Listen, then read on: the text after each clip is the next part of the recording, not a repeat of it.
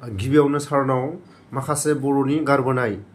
जेरै आबसुनि सोमावसारनाय बर' माहारिनि गेजेराव फोरोंगिरिफोरनि बर' फरायसाफोरखौ सोलोंथाइनि थाखाय नाजाबोनाय आरो जायफोर बर' माहारिनि गेजेराव गुबुन गुबुन माखासे कालचारनि जिबायदि सोलोंथाइ होनानै बर' माहारिखौ दिनैसिम कालचारनि बुहुमाव सिनायथि होनाय जायफोर बिथांमोननि आरो लोगोसे एक्स एन डि बि नि सोमावसारनाय आरो बर' माहारिनि गेजेराव गावजों गाव माखासे राजनितिकनि दाङाबाजिनि सायाव फंनैसो सारखौ गारबोनाय जारिमिनखौ फोरमायगोन होननानै सारखौ आसा खालामो। खुलुमबाय। नोंथाङा जि सोंदों आथिखालाव दानि जे दुलाराय बर' फरायसा आफादनि गोजाम मावथिफ्रा बोरै दं होननानै दुलाराय बर' फरायसा आफादनि गोजाम मावथिफ्रा बोरै दङ बेखौ आङो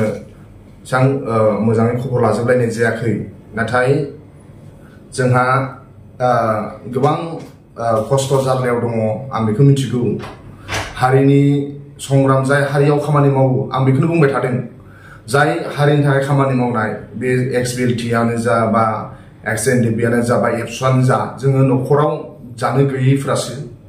बांसिन हारिनि सेन्टिमेन्ट लानानै बा हारिमुनि थाखाय खामानि मावनो होननानै न' बां गारनानै फैयो।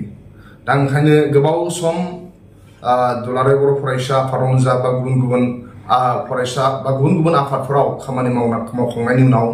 जोंनि जाय राव हारिमु थुनलाइ आरो हादोरनि थाखाय बावसोमनाय बिथांमोनहा गोबां दुखु जारलानि गेजेरजों थानो गोनां जायो। दा बेफोरबादिखौ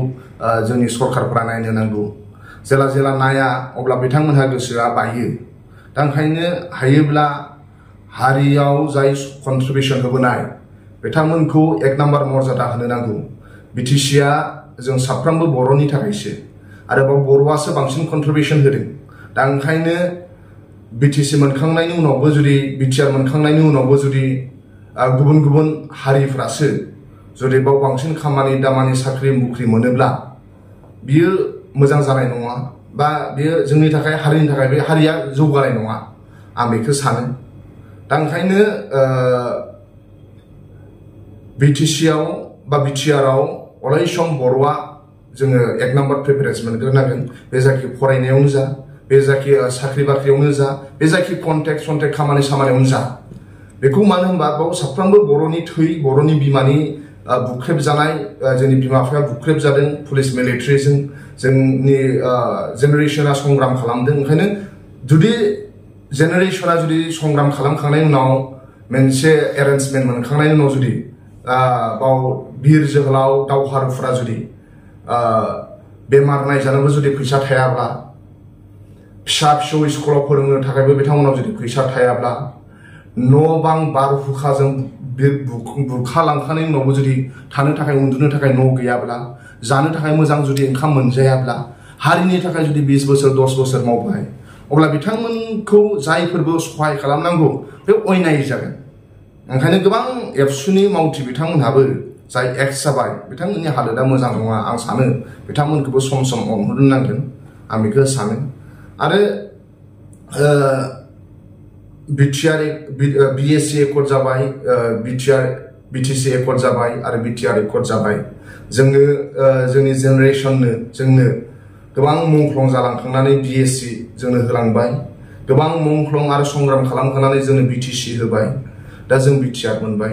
दा ओंखायनो बै गेदेमा बिथांमोनहा जोंनो गोबां खामानि मावनानै होलांबाय। दा आं सानो बयनिफ्राय बांसिन कन्ट्रिबिउसन होबाय हाग्रामा महिलारि सार बिथाङा। मानो होनोब्ला 6 सिडुलखौ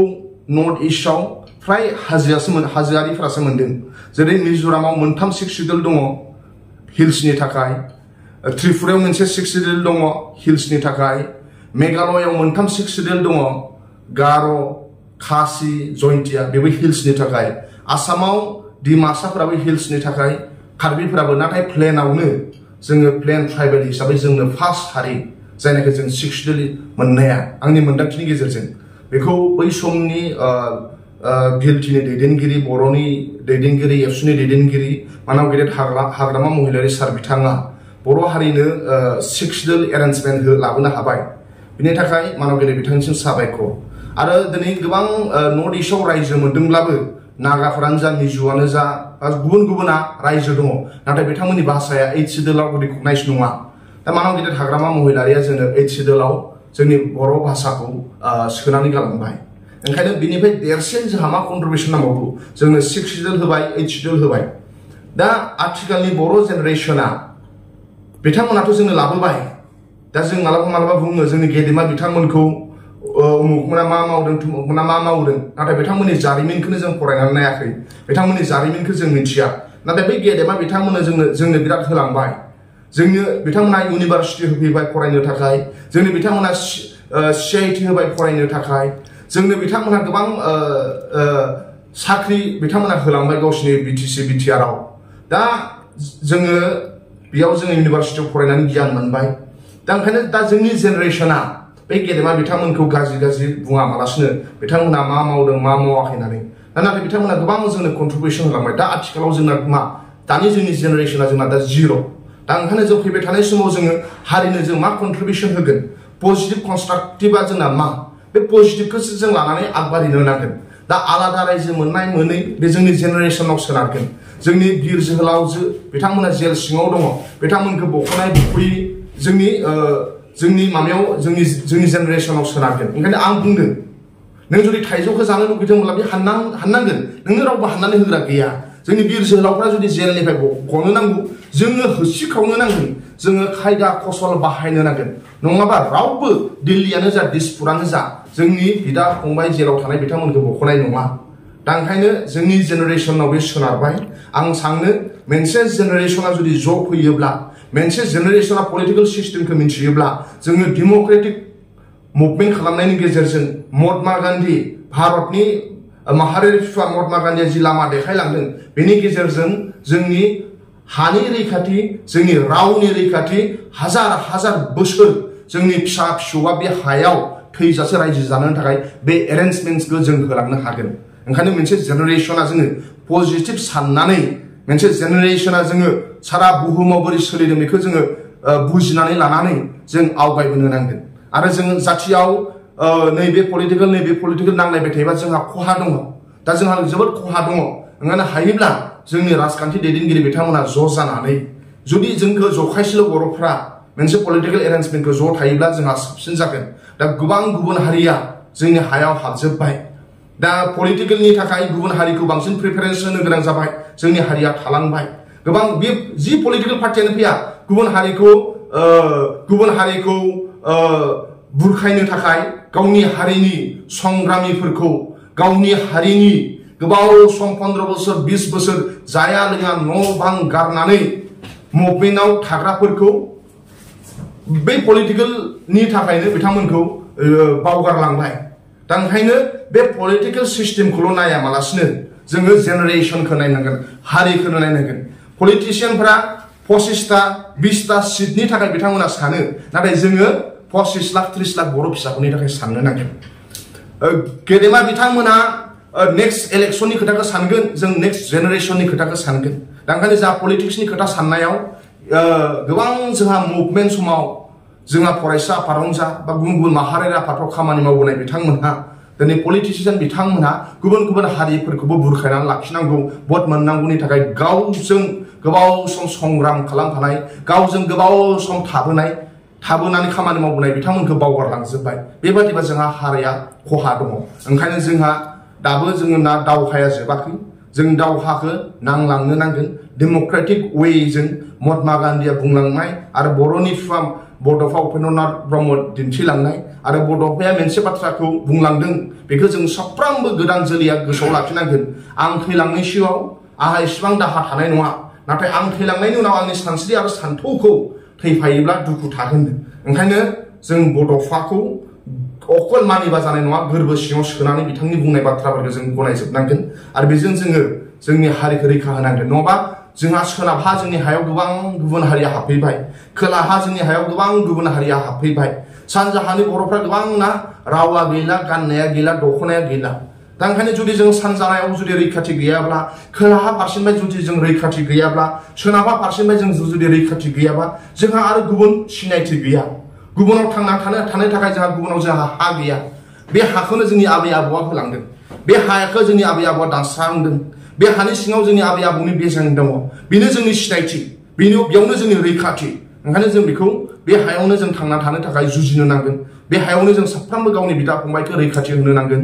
आरो जों हारिजों हारि अनलायलायनो नांगोन पलिटिकेल नोजोरजों नायामालासिनो गावनि हारिजों जोङो अनलायनाय नोजोरजों नायोब्ला आं सानो फैबाय थानाय समाव बर'आ सेफटि जागोन नङाबा बर'नि फारफ्रोमबो थिंजायनिफ्राय जोंखौ एटेक खालामबाय जोंहा डेमोग्राफिया चेन्ज जाबाय जोंनि सुबुं अनजिमाया जोंनिफ्राय गुबुनफ्रा बांसिन बारा जालांबाय क'क्राझार लकसभा समष्टियाव गुबुन हारिनि भटार्सआ बारा जाबाय गुबुन मानसिफ्रा बुंनो थांगासिनो दङ क'क्राझारखौ जेनेरेल खालामनो थांगासिनो दङनो अब्ला जोंहा बिराद बिपद जागोन जोङो मोनसे जेनेरेसनखौ नायबा जानाय नङा हाजार जेनेरेसननि खोथाखौ जों साननो नांगोन दिनै आंनि बेनिफिटनि थाखाय आंनि एमएलए देरहानांगौनि थाखाय बेखौल' नायोब्ला जोंहा खहा दङ जों बाव हाजार हाजार बोसोर बे इन्स्टिटिउसनफ्रा जोंनि बर' फिसा फिसौनि आखायाव थालांनो नांगोन बे खोथाखौ जों सानलांनो नांगोन अब्लासो हारिया थांनानै थागोन आं सानो जोङो हारिजों अनलायनो नांगोन आरो हारिनि जेंनायानो आंनि जेंना बे पलिटिकेल पार्टि थाया बे पलिटिकेल पार्टि थाया मानो जेलाव थानाय बाहेरायाव थानाय सिङाव थानाय जों साफ्रोमबो बर'नि फिसा जोंनि बिमाया सासेयानो आरो बे बिमानि मेगननि मोदैखौ जों बुजिनांगोन गोरबो गाबनायखौ जों बुजिनो नांगोन आरो बड'फा उपेन्द्रनाथ ब्रह्मआ जि बुंलांनाय बर' हारि खौसे जा बे खौसे जानाय लामाजों जों थांनानै जुजिलाङोब्लासो जों देरहासार जागोन बेखौ जों सानो आबसुनि माखासे बिथांमोना सानसे समाव हारिनि थाखाय मावसोमबोदोंमोन दा बिथांमोननि माखासे न'खर दानाय आरो गथ' गथायखौ फोरोंनायाव माखासे जों ससियेल मिडियाफ्राव नायोबा उसुबिदा खोनायो आरो लोगोसे जोबथेसाराव थानाय एक्स एनडिपिफोरनि न'खरनि गथ' गथायफोरखौ बिनि सायाव माबा मोनसे खावलायगोन नामा सार आं बेखौनो बुंदों जाय राव हारिमु थुनलाइ हा आरो हादोरनि थाखाय संग्राम खालामनाय एबसुआव थानाय समाव हादोरनि थाखाय संग्राम खालामनाय साहित्य सभा आरो जोंनि फोरोंगिरिफ्रा थुनलाइ आरो बिजोङाव संग्राम खालामनाय दा गोबां बर' बिजोङाव फोरोंगिरिफोर दं 25 बोसोर मास्टार मावनानै जोंनि फोरोंगिरिफ्रा फुजा फैयोब्ला क्रिसमास फैयोब्ला जुथा जरासे बायनो हानाय फैसा गैया फिसा बेमार जायोब्ला फैसा गैया बिसिखौ बिलाइ माने बिसिया लोमजायोब्ला फैसा गैया फिसाजोआ जुदि बिलाइनो नांगौ हाबा हरनो नांगौ अब्ला बिथांमोना फिसाजो फिसालाखौ हाबा होनो हाया 30 बोसोर 30 बोसोर 25 बोसोर बिथांमोना जोंनि फोरोंगिरि बर' बिजोंखौ फोथांना दोनबोबाय बै दुखुथियाफोरनि खोथाखौ सोर सानगोन जोंनि गेदेमाफ्रानो साननो नांगोन ना गोबाव सम हारिनि थाखाय मावबोबाय बे एबसुआनो जा बा गुबुन गुबुन माहारि आफादफ्रानो जा बिथांमोना गोबाव सम हारिनि थाखाय मावबोनानै बैसो जायोब्ला न'आव थांफिनो दा बिथांमोना गोबां दुखु जारलानि गेजेरजों थानो गोनां जायो ओंखायनो जोंनि जुदि हारियाव खामानि मावग्राफोरखौ जुदि बेबादि अबस्थायाव नुयोब्ला गोदान जोलैया इन्स्टिकेट मोननाय नङा गोदान जोलैखौ डिमरेलाइज खालामनाय जागोन ओंखायनो आं बुंदों जोंनि हारि हादोर राव हारिमु थुनलाइ हायाव जाय बिथांमोना जुजिदों बिथांमोनखौ अननाय दायित्वआ जों साफ्रोमनिबो मुंख्लं जेलाव थानाय आरो जोंनि माहारियारि आफादफोराव खामानि मावबोनानै जाय दिनै न'फोराव दङ बिथांमोनहा जि दुखु जारलायाव दं बिथांमोननि दुखु जारलाखौ नुनायनि गेजेरजोंनो जों सिनायनानै लानानै जों खामानि मावनांगोन दिनै जायजों जों संग्राम समाव गैफायामोन जाय जोंनि राव हारिमु थुनलाइयाव खामानि मावनायाव गैयामोन जाय जोंनि हाखौ जोङो रैखाथि होनायाव जों गैयामोन नाथाय पलिटिकेल बेनिफिटनि थाखाय जोंनि गेदेमा बिथांमोनहा फार्स्ट प्रिफारेन्स होनानै बै गुबुन हारिफोरखौ लाफानानै गुबुन हारिफ्रा जेरैबादि सन्मान मोनदों नाथाय गावजों एखे लोगो गोबाव सम हारिनि थाखाय खामानि मावबोनाय मानसिफोरा दिनै बेबादि मर्यादा मोनाखै बेबादि एडभान्टेज मोनाखै बेबादि अनजायाखै दा ओंखायनो आं बुंदों एक नाम्बार बर' जोंनि हादोराव मानो होनबा जों बेयावसो ना गुबुनावथ' जों अनजायाना आं बुंदों ओंखायनो जोंनि नोंथांनि चेनेलाव जोंनि क'क्राझाराव गुबुन गुबुन हारिफ्राबो क'क्राझार डिसि अफिसाव साख्रि मावनाय दङ नाथाय आं बुंदों बिटिसिनि बायहेरायाव मोनसे आंनो जिल्ला खिन्था जेरावनाखि धेमाजि लखिमपुर बिश्वनाथ सनितपुर गलाघाट नगाव मरिगाव कामरुप नलबारि बरपेटा दरं आंनो खिन्था बिदि एसपि अफिसाव डिसि अफिसाव 10 जन बर' मानसि साख्रि मावनाय दं नामा आं गसाइगाव मोनसे टाउनावनो गसाइगाव ओनसोलाव जेसेबां अफिस दं बाव आं 100 जननि बारा गुबुन हारि साख्रि मावनाय खिन्थागोन अब्ला जोंनि हालोदा माबादि ओंखायनो आं बुंदों जोंनि हारिनि गेदेमा बिथांमोना दिनै जायबो पलिटिकेल माबायाव गोजौआव जिरायनानै दङ नोंथांमोनहा एसां गिदिर पावार लानानै जुदि हारिनि जेंनाखौ फोजोबनो हायाब्ला बे बिराद दुखुनांथाव। ओंखायनो जाय हारिनि थाखाय गोलाव सम संग्राम खालामनानै मावबोदों, बर' बिजोंनि थाखाय गोबाव सम फोरोंगिरि मावनानै बर' बिजोंखौ फोथांबोदों, गोबाव सम रावनि थाखाय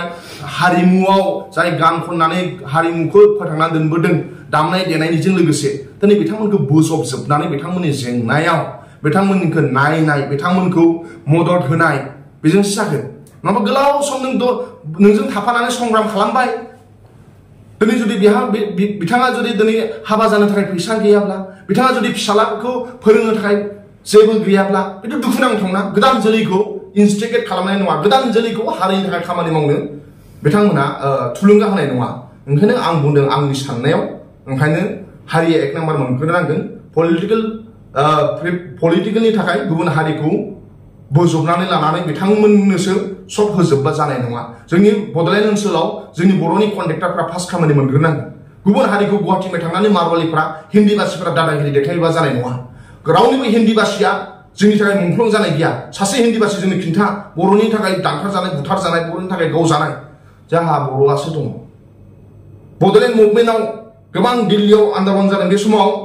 जोंनो जोंनि हारिनि कन्ट्रेक्टर बिजनेसमेनफ्रा सापर्ट खालामदों। रावबो गुबुन हारिनि कन्ट्रेक्टरफ्रा जोंखौ सापर्ट खालामाखै। ओंखायनो बिटिआर ओनसोलाव, बिटिसि ओनसोलाव जोंनि बर'नि कन्ट्रेक्टरफ्रा फार्स्ट खामानि मोननांगोन। हिन्दी भाषिफ्रा मोननाय नङा। ओंखायनो जोंनि बर'नि मानसिफ्रा फार्स्ट प्रिफारेन्स मोनग्रोनांगोन। गुबुन हारिफ्रा मोनग्रोबा जानाय नङा। मानो होनबा बे हारिनि थाखायसो, जोंनि बर' हारिनि थाखायसो बे 6 सिडुलआ। बिनि उनावसो गुबुनफ्रा मा मोननांगौ मा मोना बेखौ उनाव नायगोन। गोजोननाय थाबाय सारनिसिम। माखासे बर' माहारिनि गेजेराव बर'नि जेंनानि सायाव जोंनि गेदेरमा रायजो राजाफोरनि खाथियाव फोरमायनायनि थाखाय आरो माखासे दैदेनगिरिफोरनि खाथियाव बे माखासे जेंनाखौ फोरमायहरनायनि थाखाय सारनिसिम आंनि गोसो गोरबोनिफ्राय गोजोननाय थाबाय। गोजोन्थों सार।